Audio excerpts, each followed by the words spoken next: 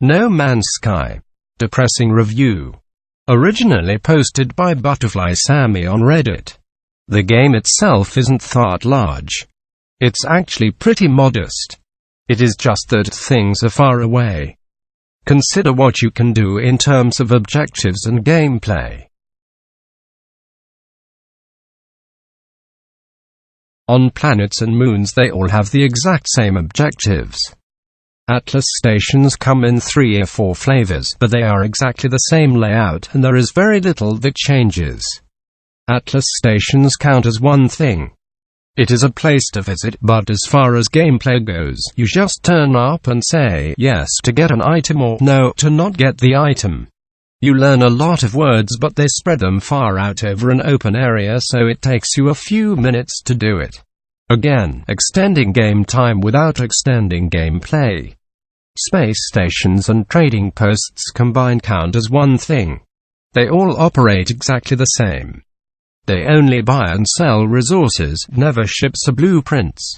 Ships visit stations, and you can buy them from their owners.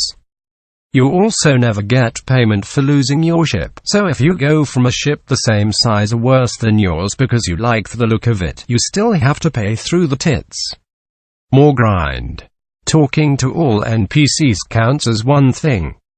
All NPCs work the same way. You answer a multiple-choice question. The NPC either requires a specific answer on the list or one of the specific resources list. They reward you with the ability to buy an upgrade.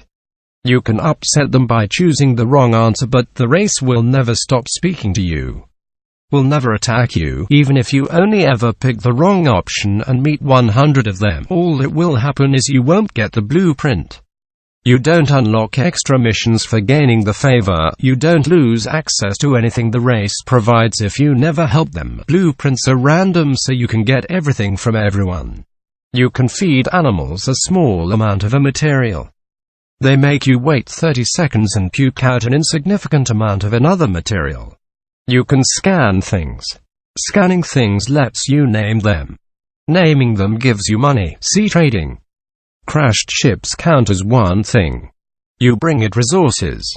Factories count as one thing. All you do is answer a multiple-choice question. Monuments count as one thing. All you do is answer a multiple-choice question. There's finding and mining resources. There's fighting small ships in space. For each ship killed you'll get less than 100 units of a fairly common material, iron or titanium, generally 2 or 3 at a time. You can shoot asteroids.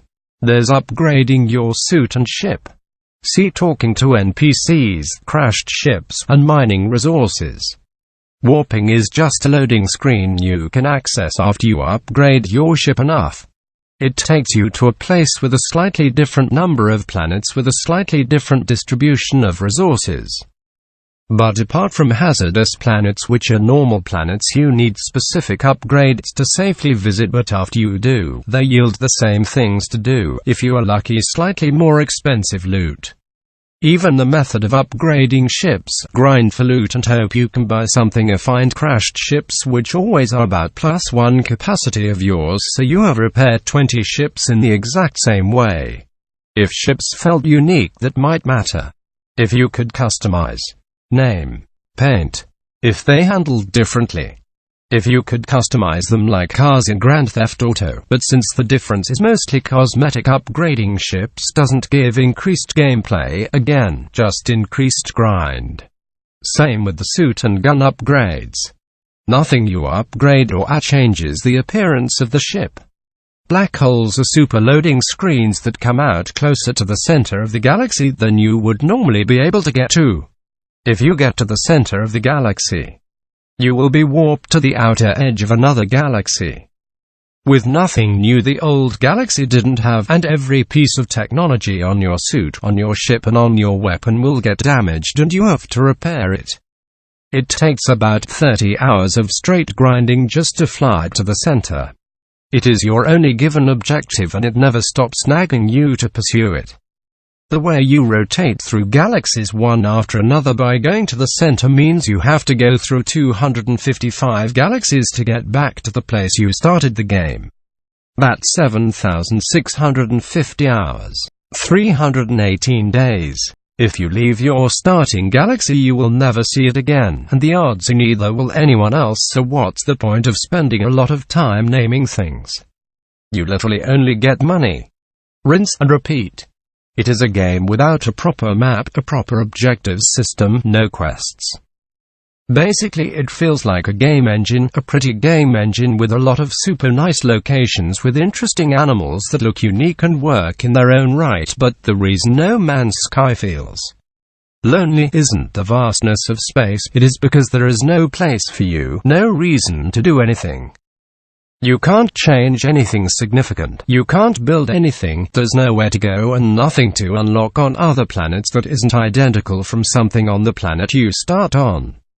Your starting planet has 100% of the types of missions available, so you can experience 100% of what the game has to offer in 2 hours, and after that you just start repeating yourself.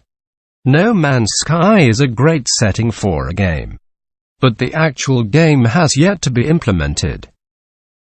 No Man's Sky, as wide as an ocean, is deep as a puddle.